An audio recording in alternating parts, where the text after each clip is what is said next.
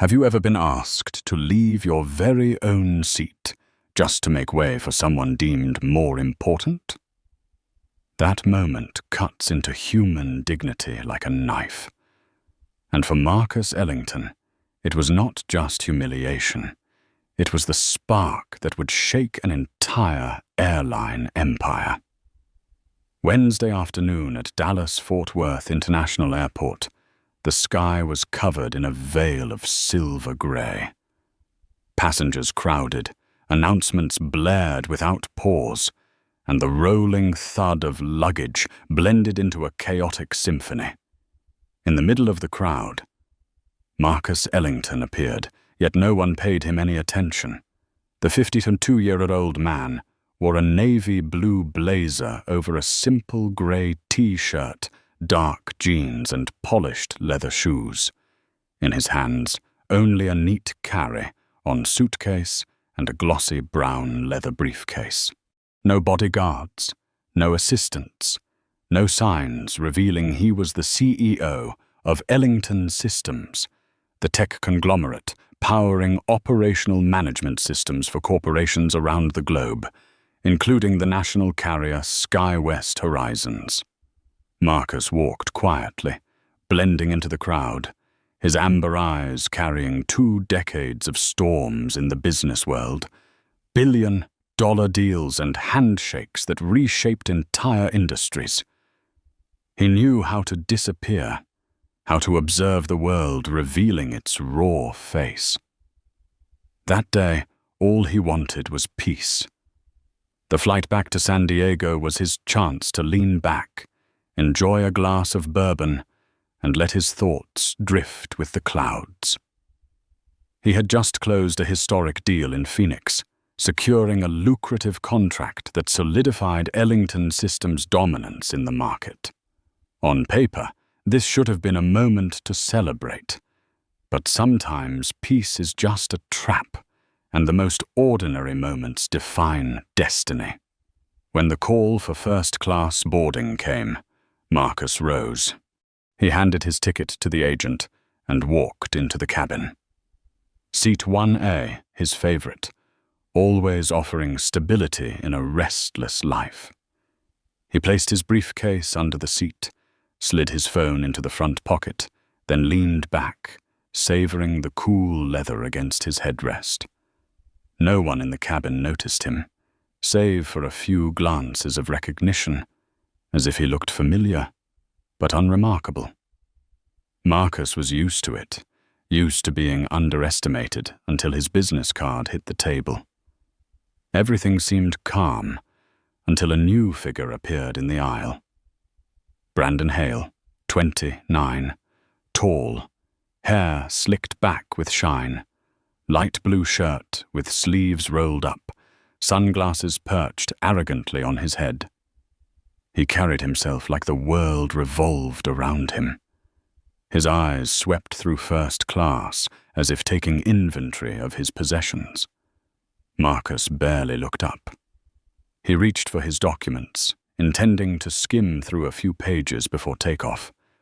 But then, the sharp click of heels stopped beside his seat. Sophie Clark, a petite flight attendant with a strained smile, leaned in. "Mr. Ellington," she began, polite yet tense, "we need you to change seats. This one has been reserved for a VIP passenger." Marcus lifted his gaze, cold and steady. "This is the seat on my ticket, 1A. I booked it 3 weeks ago." Sophie glanced toward Brandon, standing smugly near the galley, lips curved into a self-satisfied smirk. "Yes, but this guest is a premium member of our airline. If you would kindly move to 3C, we'd be most grateful." In that instant, the cabin seemed to hold its breath. A few passengers pretended to read their magazines, but their eyes flicked up, stealing glances. Marcus realized this was not simply about giving up a seat. This was a test of dignity. He spoke calmly, but firmly. Why should I give up my rightful seat just because he wants it? Sophie swallowed, her eyes betraying unease. Across the aisle, an older woman with silver hair, Linda Foster, 62, spoke up, her voice ringing clear. Why should he move? He's clearly in the correct seat. Brandon smirked, treating the situation as little more than amusement. For the first time, Marcus looked directly at him. His gaze did not burn with fury, but carried the resolve of a man too familiar with being dismissed. Memories surged. Dinners where he was mistaken for an assistant, meetings where his presence was ignored, until his signature on the contract changed everything.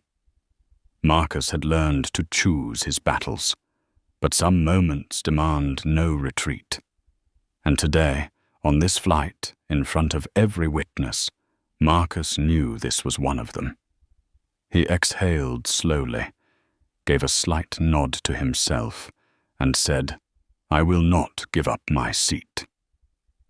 Not loud, not angry. Just a statement, but one strong enough to turn first class into a silent battlefield, every eye drawn to him. And that was only the beginning. Sophie turned away, but the small clatter of her heels echoed like thunder in Marcus's chest. He knew this was not over. People rarely surrender privilege, especially when they believe it belongs to them by default. Brandon Hale still stood there, his eyes sharp like a man awaiting his spoils of war. He tilted his head, smirked, and leisurely adjusted his cuff as though a crown was about to be placed on his head.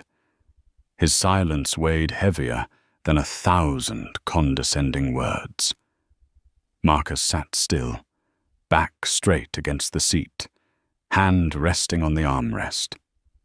His heart pounded, not from fear, but from the awareness that every second, every gaze fixed upon him was etching itself into a living social play. He had been in boardrooms where he was dismissed because of simple attire. He had been mistaken for a driver minutes before stepping on stage to sign multi-million-dollar deals. And now, history repeated itself. A sharp click broke the silence. The cabin door closed, signaling the imminent departure. Yet instead of calm, the air grew more tense. Glances flicked back and forth, whispers spread like an undercurrent. Then Sophie returned, but this time she was not alone. Beside her stood a tall, broad-shouldered man in a crisp uniform. Daniel Ross, the lead flight attendant. His face bore determination tinged with irritation, as if Marcus were nothing more than an obstacle to be cleared. Mr. Ellington, Daniel said, his voice deep and weighted with pressure. There has been a seating error. We need you to move to 3C to ensure the smooth operation of this flight. Marcus slowly raised his head. The operation of the airline, or the comfort of one passenger? The question cut like a blade through the fragile shell of procedure. Daniel faltered for a moment, then inclined his head toward Brandon. Brandon stepped forward immediately, his smile thin. Listen, my friend. I fly this airline every week. Seat 1A is practically mine. Don't take it personally. It's nothing against you. Marcus turned fully, facing him directly. Nothing personal? When you ask someone to give up the seat they paid for so you can have it? You think that's normal?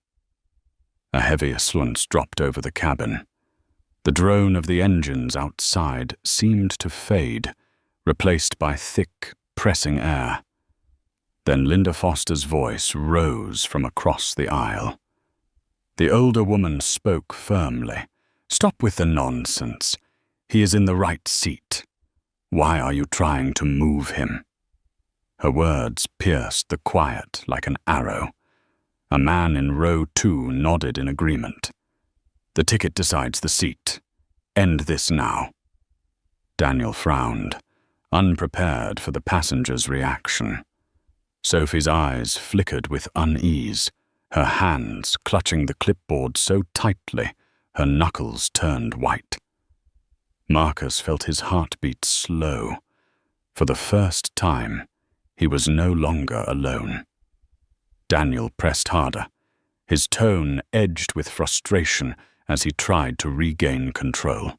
"If you refuse, we will have to delay this flight. That will inconvenience every passenger here."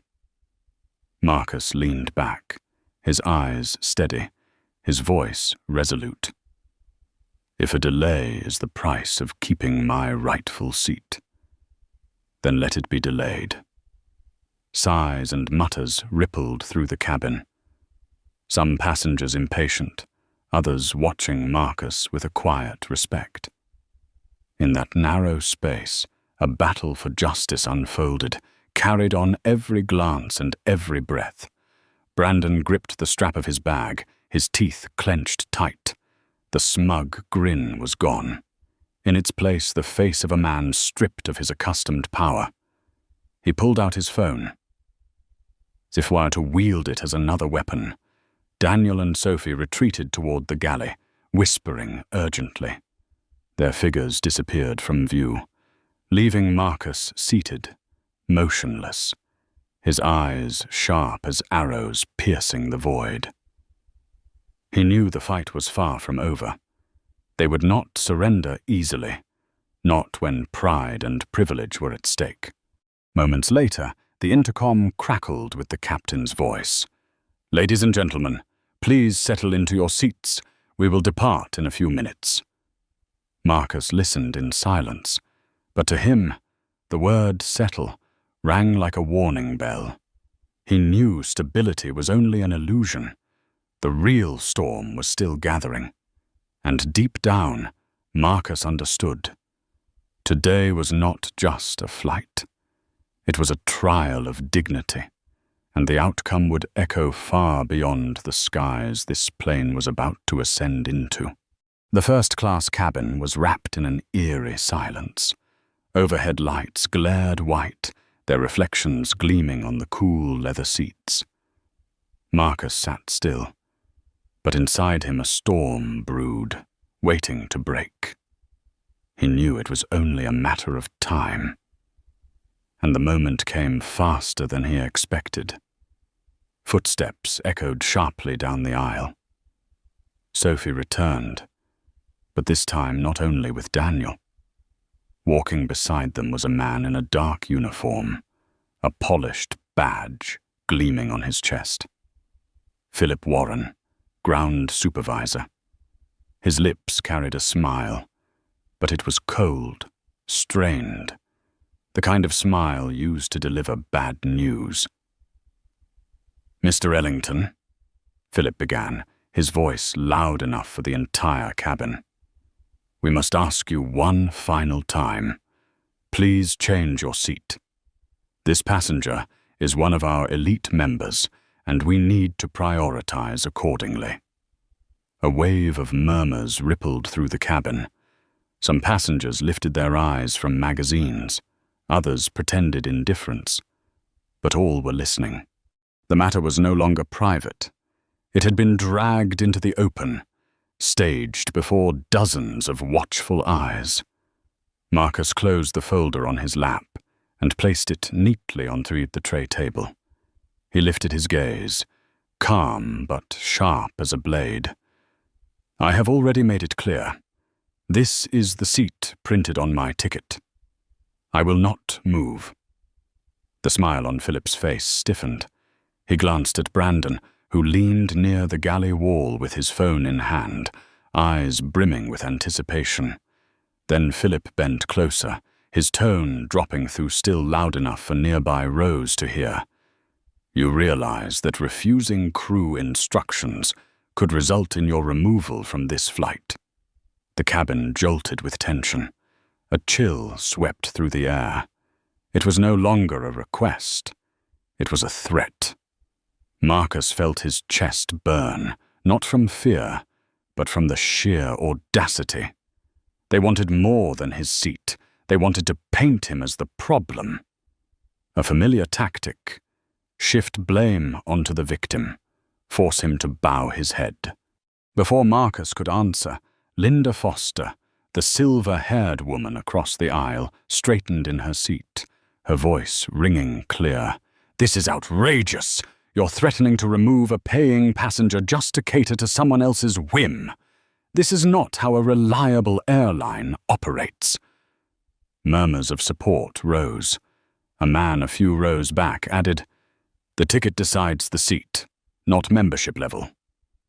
Brandon shifted uncomfortably, forcing a strained smile. Clearly he had not expected the tide to turn. But Philip pressed on, sweat glistening faintly at his temple. "Please everyone, stay calm. We are only trying to resolve this quickly, so the flight is not delayed."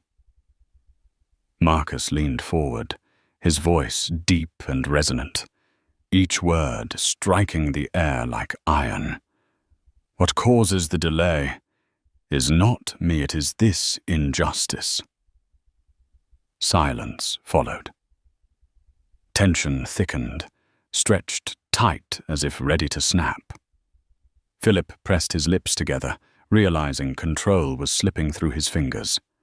The false smile vanished. After a brief hesitation, he straightened and gave a small nod. "Very well. You may remain in your seat. We will find another solution." Without another glance at Marcus, he turned away. Daniel and Sophie followed, their faces taut with strain. Marcus leaned back in his seat, but comfort did not return. He could feel the weight of dozens of stares, some supportive, some curious, some impatient with the delay. His heart still pounded. He had won a round, but he knew the battle was far from over. Outside the window, the sunset bled orange fire across the sky. But inside the cabin, the air burned hotter still. And Marcus had no doubt. What happened here today would not end with this flight. It would ripple far wider, reaching places SkyWest horizons could never imagine. The cabin door sealed shut. The engines roared to life, and the aircraft rolled toward the runway. Outside, the sunset painted the clouds in crimson hues, breathtaking in its beauty. But inside the first-class cabin, no one had the mind to admire it. Marcus sat still in seat 1A, his eyes fixed on the window. Instead of the evening sky, he saw only his own reflection, eyes steady and unwavering, yet carrying a glimmer of exhaustion deep within. Yes, he had kept his seat, but the taste of victory felt hollow, because in truth, this was never about a chair. It was a public humiliation, a message that he was worth less than someone else. Brandon sat a few rows back, but his gaze lingered like a blade at Marcus's back. His phone remained in his hand, the screen flickering on and off, a weapon yet to be used.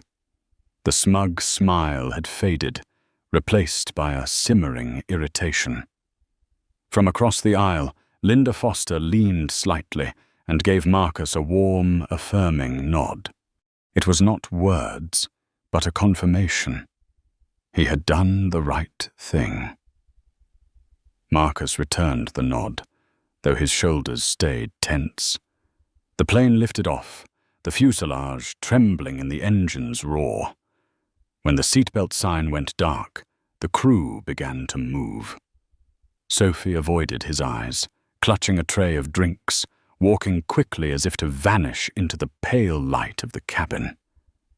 Daniel pretended to stay busy, yet his sharp glances carried the message clear as day. This battle was far from over. Marcus opened his leather case and pulled out a file, but the words blurred and danced meaninglessly. In his mind, the moments replayed relentlessly. Sophie's forced politeness, Philip's cold smile, the blatant threat that he would be removed from the flight. And above all, Brandon's gaze, the gaze of a man who believed priority was his birthright. Marcus had long grown used to being underestimated. But unlike before, this incident had not taken place behind closed doors. It had unfolded in full view of the cabin. They had not just wanted his seat. They had wanted to paint him as the problem, the disruptor. And that humiliation, Marcus knew, would not vanish when the plane touched down. He drew a deep breath, fingers gripping the armrest. No, this time was different. He remembered the years of building from nothing, when people called him the dreamer engineer, when banks refused his loans because the Ellington name carried no weight. He remembered the sleepless nights, the lines of code typed in a rented office, the trembling hands signing his first contracts. He had risen from rejection before, and now he sat in seat 1A, not merely by ticket, but by a lifetime of struggle. A chime rang as the service cart rolled past. Some passengers accepted champagne, their smiles tight, forced. But no one forgot what had just happened. They averted their eyes from Marcus, as though their silence itself was a mirror reflecting back the truth. Within Marcus, a new resolve began to form. He knew SkyWest Horizons was not just a client of Ellington Systems. They relied on his technology to run every flight, every schedule, every operation. And today, by dismissing him openly in the seat he had purchased, they had placed themselves in peril. Marcus quietly closed the file, his eyes flickering with a different light. No longer endurance, no longer compromise for the sake of peace. This was the beginning of a calculation. The plane pierced through layers of cloud, shuddering gently. Someone lifted a window shade, and light burst into the cabin, flooding the narrow space with brilliance. In that instant, Marcus saw the path before him with clarity. A confrontation that would not end in seat 1A, but stretch into boardrooms, contracts, and the very destiny of an airline. And SkyWest Horizons would soon learn that sometimes a small act of disdain can exact the price of an entire empire. The plane touched down in San Diego beneath a blazing red sunset. Passengers rose to their feet, the clatter of luggage from the overhead bins blending with weary sighs. Marcus remained seated, waiting for the crowd to thin. He did not avoid the rush out of timidity, but because he needed a few more seconds to steady himself, to keep the storm inside from breaking loose. Brandon hurried down the aisle without a backward glance. He acted as though the entire ordeal had never happened, but the smug smile he had worn at the start still haunted Marcus. As Linda Foster passed, she paused and gave him a gentle nod, her eyes shining with both sympathy and encouragement. Marcus returned it with a slight nod of his own. Nothing more, yet it felt like a validation. He had not been wrong. Stepping off the plane, he rolled his suitcase behind him, striding through the terminal awash in fluorescent light. With each step, fragments of memory from just hours earlier pressed into his mind. Sophie's forced smile, Philip's threat, "We can have you removed from this flight." Brandon's gaze, arrogant as if the power of the airline existed solely to serve him. Each detail cut deep, like a blade carving scars that refused to fade. Outside, his driver was waiting. The car door opened, releasing the scent of leather mixed with familiar cinnamon oil. The middle-aged man behind the wheel greeted him with a warm smile. "Good flight, Mr. Ellington." Marcus glanced out the window, catching the reflection of city lights dancing on the bay. His reply was quiet. "We're home. That's enough." But inside, nothing felt familiar. At the bayfront villa, Marcus set his suitcase in the corner of the living room and dropped his leather briefcase onto the marble counter. He poured himself a glass of cold water, but as it touched his lips, the faint metallic taste made him grimace. Everything seemed stripped of flavor. What should have been peace after the journey now felt like a heavy void. His phone buzzed. Dozens of emails from the executive team about the Phoenix deal lit up the screen. Good news, news that should have brought satisfaction. But tonight, none of it stirred him. He swiped the notifications aside. Marcus sat in the shadows of the vast kitchen, city lights spilling in through the glass. He remembered all the times in the past he had chosen to let things go, for the sake of harmony, for the sake of reputation, to keep moving forward. But this time was different.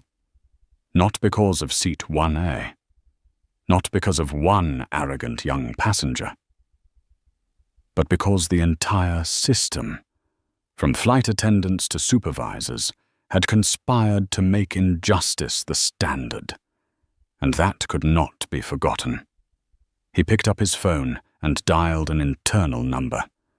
After a few rings, the voice of Ethan Cole, COO of Ellington Systems, came through. "Marcus, I'm still at the office." "Who?" "Everything from Phoenix has been sent to you." "Is something urgent?" Marcus leaned back, his voice low and cold. "I want every contract with SkyWest Horizons on my desk by morning. Terms, deadlines, every detail." Ethan hesitated, puzzled. "What are you planning to do?"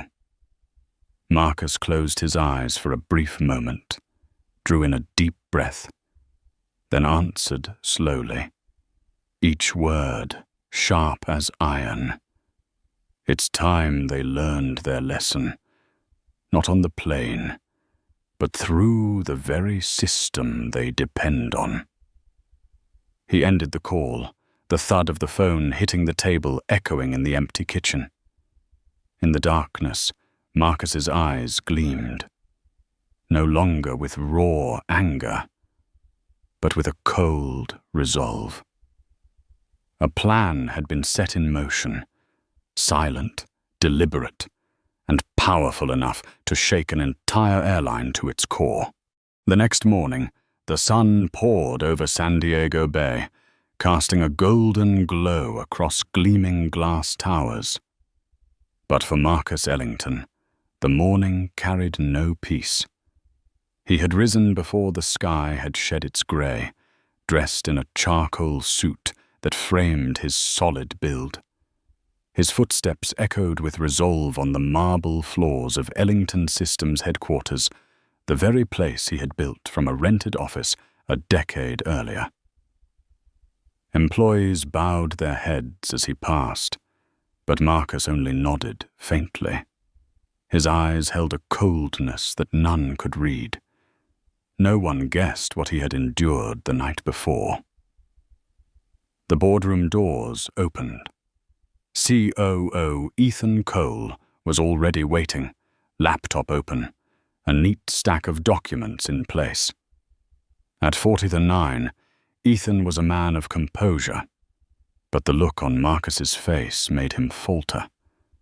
Something in his eyes seemed told to chill the entire room. "You asked for every contract with SkyWest Horizons," Ethan began evenly. "Here they are, valid until year's end. We control their entire infrastructure, scheduling, maintenance, crew tracking, operational management. To put it bluntly, if our systems stall for even a few hours, they would be thrown into chaos like a ship without a compass. Marcus pulled the stack closer, turning each page as though reading an indictment. His fingers tapped against the table, slow but heavy. "And what else?" he asked, voice low and rough, like wind through stone. Ethan allowed himself the faintest smile, a glint lighting his eyes. "If we begin to reallocate resources, prioritizing their rivals, at least 3 airlines are waiting to sign. They would seize the opportunity immediately." Marcus leaned back, his gaze lifting to the glass ceiling where sunlight poured down like a blade of fire. In his mind, Brandon Hale's face resurfaced. The smug grin, the arrogant stance. Then Philip Warren's forced smile as he threatened him. His hand clenched, then released. Patience. Everything must be calculated. This was no impulsive revenge. This was strategy. "Sky West Horizons," Marcus said slowly, "will be shifted from priority client to the very bottom. No more extra support, no more special service. They will receive only what the contract demands. Nothing more, nothing less." Ethan raised an eyebrow. "Do you want us to notify them first?" Marcus shook his head, his eyes flashing. "No. They will only understand the value of a seat when their entire operation begins to falter. Let them discover it themselves. Only then will the lesson be carved deep." The silence that followed was heavy. Then Ethan gave a quiet laugh, shaking his head. "That seat 1A, it might become the most expensive seat in their history." Marcus replied only with a sharp, cold stare. He did not need praise. He needed results. Hours later, the senior team assembled. The digital board lit up, displaying the full client network. Marcus stood tall, like a general before a battlefield map. He pointed and commanded, "Shift resources to Atlantic Air and Pacific Crown. Accelerate integration for them. Sky West will no longer receive priority. Every support request goes to the end of the line."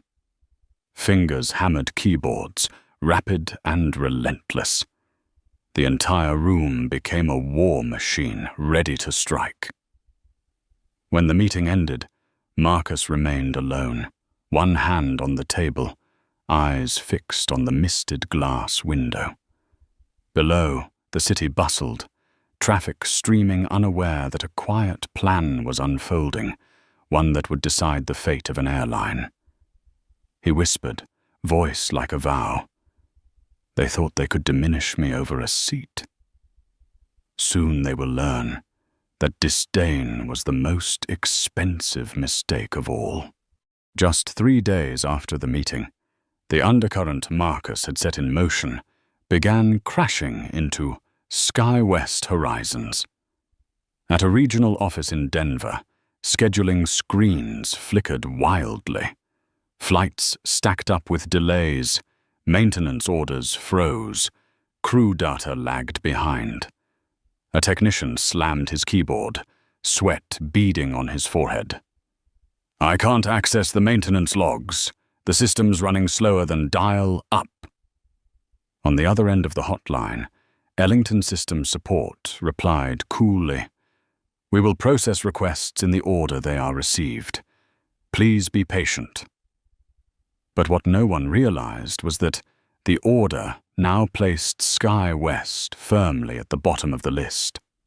In Los Angeles, a pilot frowned at the assignment board. "We're cleared to fly, but we don't even have a full crew. Who is managing this?" A lead flight attendant shook her head, her voice hoarse. The schedule's scrambled.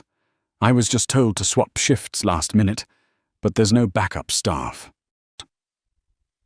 Meanwhile, in New York, passengers at the gate erupted in protest as their flight fell over an hour behind. One furious traveler shouted, "I have a major meeting in Chicago. They're calling it a technical issue, but this is the third time this week." Complaint emails, angry tweets, and Facebook posts tagged with #SkyWest delays spread like wildfire. The airline's polished reputation began to crack. Back in San Diego, Marcus sat quietly in his office, staring out at the sea beyond the glass window. The phone rang. Ethan Cole entered, handing it over. "You'll want to take this," the trembling voice of a regional director spilled out. "We were drowning in scheduling backlogs. Our support tickets aren't being resolved. Flights are on the verge of being grounded. Please prioritize us. We're a major partner." Marcus's lips curved into a smile that never reached his eyes. His reply was calm, almost icy. "We have been, and will continue to, fulfill the contract. Nothing more, nothing less." Silence fell on the line. Then ragged breathing, an attempt to keep composure. "But this is going to affect thousands of passengers. Don't you understand?" Marcus gripped the armrest of his chair, but his tone remained even. "I understand perfectly. And I also understand this simple truth. Respect is not an optional service. It is a prerequisite." He ended the call. The room sank back into stillness, but outside, an entire airline was collapsing into chaos. In airports across the country, the scenes repeated. Weary passengers sprawled in waiting areas, ground staff shouting into radios, pilots slumped in crew lounges with nothing to do. Each broken link in the chain spiraled into larger disorder. And all of it stemmed from one invisible shift. Ellington Systems had turned its back. Marcus stood before the window, sunlight striking his suit until he looked forged from steel. In his amber eyes, there was no more burning rage, only the cold gleam of a man resolved. "This," he murmured, "is only the beginning." 1 week later, the SkyWest Horizons headquarters in Chicago buzzed like a hive torn open. Phones rang non-stop. Employees rushed down hallways. Newspapers screamed with bold red headlines. SkyWest hit by massive delays. Passengers outraged. Inside a closed boardroom, the company's CEO, Richard Kane, a 55-year-old man with sleek salt and pepper hair, sat slumped behind the long table, his tie loosened, sweat glistening on his temple. In front of him lay a thick report. Dozens of delayed flights, millions in losses, a reputation in freefall. The COO's voice trembled as he spoke. "Sir, the root of the problem lies with Ellington Systems. They are maintaining the system, but their support has slowed to the bare minimum. We are completely paralyzed." Richard slammed his pen down, the sharp crack echoing through the room. "Then call Marcus Ellington, right now." In San Diego, the offices of Ellington Systems remained calm as ever. Marcus sat in his private conference room, a steaming cup of coffee beside him. He had been waiting for this call. The phone rang. Ethan Cole placed it on the table, looked at Marcus, and gave a slight nod. Marcus pressed the button to answer. Richard's voice came heavy, strained but trying to remain polite. "Marcus, this is Richard Kane. We need to talk. The current situation is critical." Marcus turned his chair, eyes fixed on the sunlit waters of San Diego Bay. He took a sip of coffee, then replied evenly, "Listen, Richard. From where I stand, everything remains within contract terms. We have not violated a single clause." Richard swallowed hard, his voice urgent. "But you know full well, this level of support, it's crippling us. Couldn't you adjust the priority?" Marcus's lips curved faintly, half a smile, half ice. "Priority. I recall on last week's flight, your people mentioned that word too. Priority for whom, and by what right?" Silence. Richard paused, then sighed heavily. "All right, I want to meet in person to discuss renewing the contract with improved terms for you. We are willing to pay more." Marcus leaned back, eyes half closed, his voice low but hard as steel. "Richard, this is not about money. It is about respect. Your people dismissed me as if I were an anonymous passenger. And now, you are paying the price." On the other end, the chaos of the Sky West office bled through the line, the ringing phones, employees calling out reports, Richard's own labored breathing.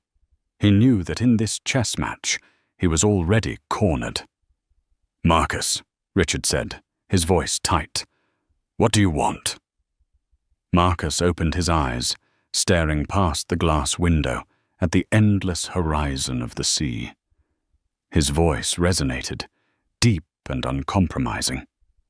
"What I want cannot be resolved in a phone call. It will be decided in the boardroom, in every clause of the new contract. And when that happens, Sky West Horizons will understand. A seat is not just a place to sit. It can be a sentence." He ended the call. The sharp click echoed in the room, cold as a judge's gavel. Ethan looked at his boss, a smirk tugging at his lips. "So they've started to beg." Marcus said nothing. He simply rotated his coffee cup slowly, the glint in his eyes betraying the calm satisfaction of a man who had just shifted the balance of power. 2 weeks passed, and the American aviation industry was in turmoil. CNBC opened its broadcast with a headline crawling across the screen.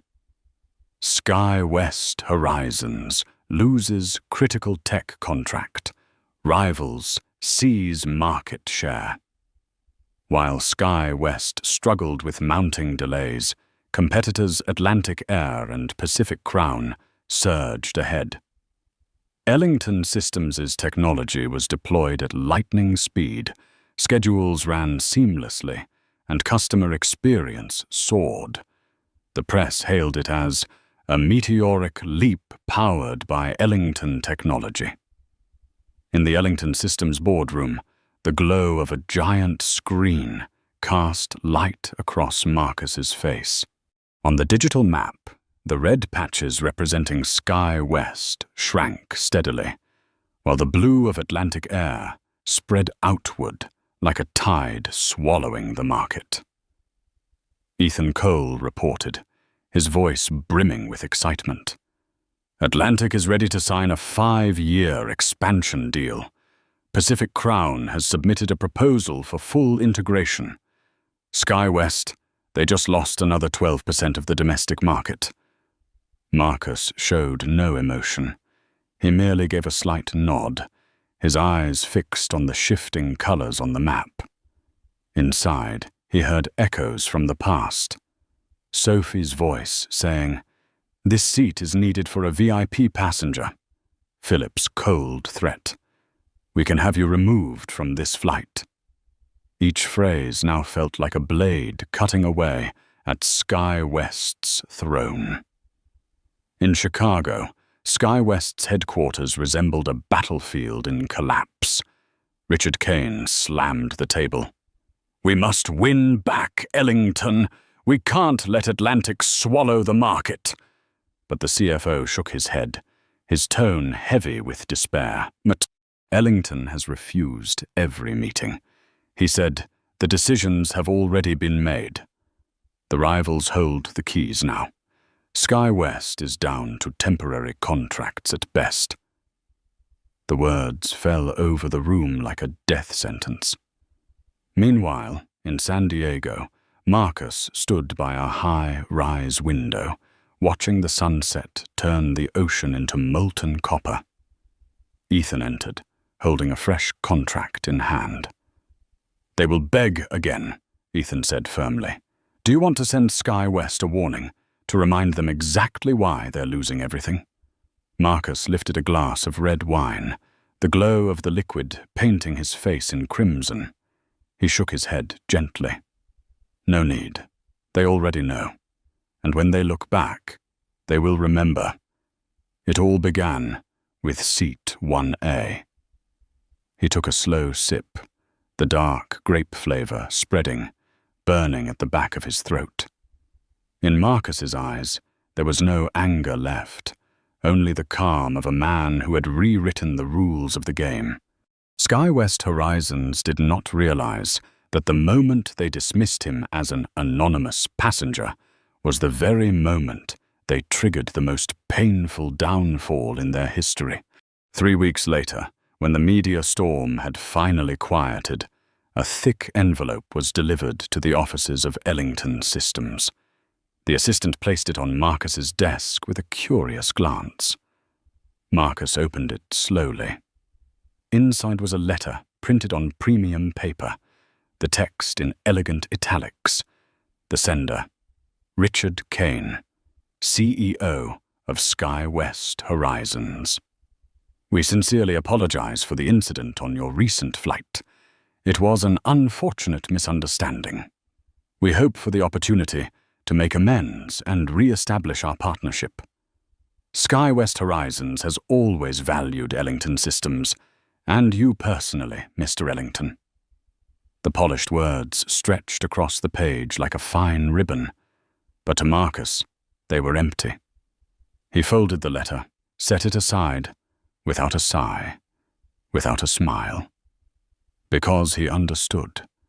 An apology sent only after the damage had erupted is nothing more than a patch on a vessel with a shattered hull. That evening, Marcus dined with an old friend at a seaside restaurant. In the glow of candlelight, his friend asked, "Will you return to SkyWest?"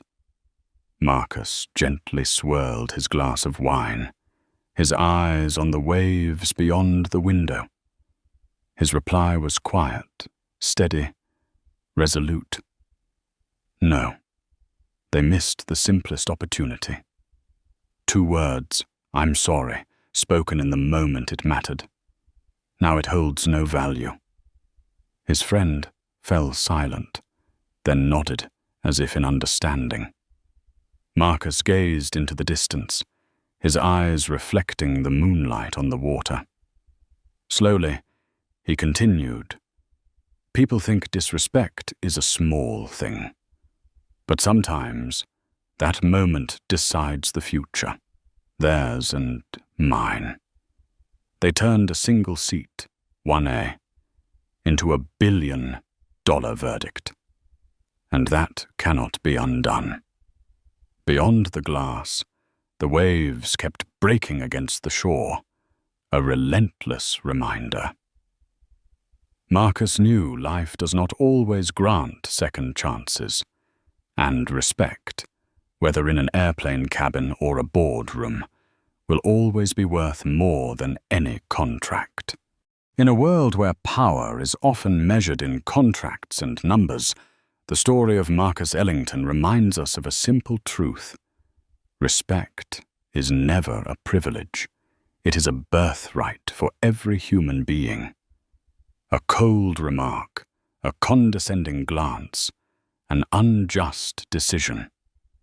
Moments that may seem small, yet it is precisely those moments that can ignite consequences that cannot be undone. For SkyWest Horizons, the cost of disrespect was not just a single first-class seat. It was market share, reputation, and an uncertain future. For Marcus, it was the moment that defined dignity, and he turned silent endurance into the strength to change the entire board. But what about you? Have you ever been underestimated, dismissed simply because of your appearance or a temporary position? Remember this: your value does not lie in how others treat you, but in how you stand firm in the face of injustice. If you believe respect must always come first, hit like to spread this message. Don't forget to subscribe so you won't miss the next dramatic stories, where justice, dignity, and change are always brought to light. And finally, leave a comment with just 2 words: respect first, so the whole world can see that, no matter where we are, respect must always fly higher than everything else.